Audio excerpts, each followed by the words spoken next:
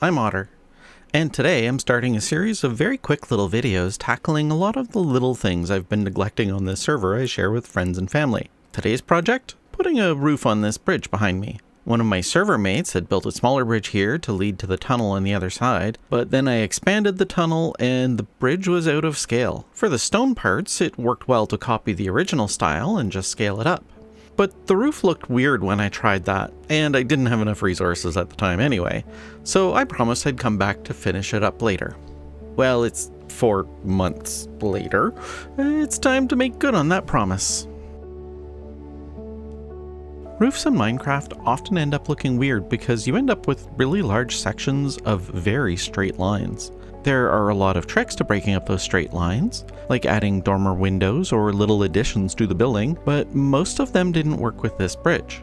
If I were building a new bridge from scratch, I might have put a bit of an arch to it, because even a small vertical shift like that can make a big difference, but this was somebody else's bridge, and aside from scaling it up, I wanted to mess with the design as little as possible. With all that in mind, I decided to try a pagoda-style roof and found inspiration in a beautiful bridge in Hoi An in Vietnam. It's very far from being an exact copy, but it was still helpful to have that bridge as reference and as inspiration. Lining it with birch on the outside and along the ridgeline helps break up the mass of bamboo and also ends up echoing some of the appearance of the bridge I used as inspiration.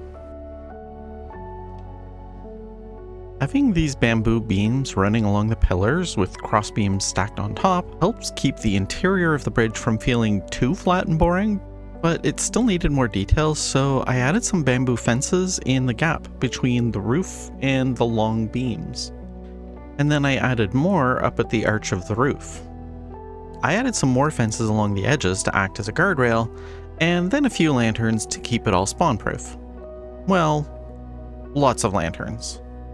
Okay, fine, I may have gone overboard with the lanterns, but I really like the way it looked, so why not, right?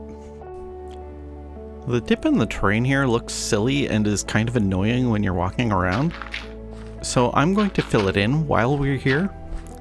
If I'd been thinking ahead, I would have built the tunnel about 3 blocks higher so we'd have more of a slope down to the river, but live and learn, right? When I'm filling in terrain like this, if I only have dirt on hand and not grass blocks, I tend to put the dirt in kind of a grid pattern at first, like you see here, and then fill it in after. If you just fill in large sections of dirt all at once, you often end up with big patches of dirt that take forever to turn to grass, but doing it this way lets a bit of grass seed itself up onto the new level in a bunch of little places, which turns the whole area to grass a whole lot faster. It's a tiny detail, but it's nice to have the place looking good that much faster, you know? And as a bonus, it means instead of one long slog of placing down a ton of dirt, it feels like I'm really doing a whole bunch of mini projects, which makes my poor ADHD brain much happier. Dirt's done. Back to the bridge. I really like the lanterns along the roof.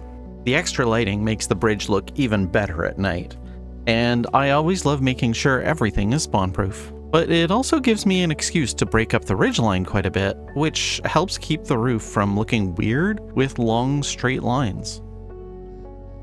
That's it for this one. I did say it would be quick. I'm very happy with how the bridge roof turned out, and I'm extra happy to finally have kept that promise.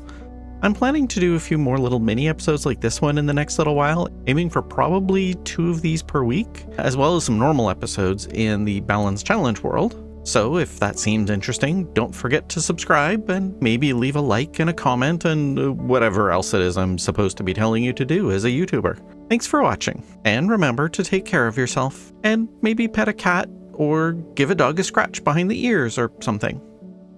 Bye!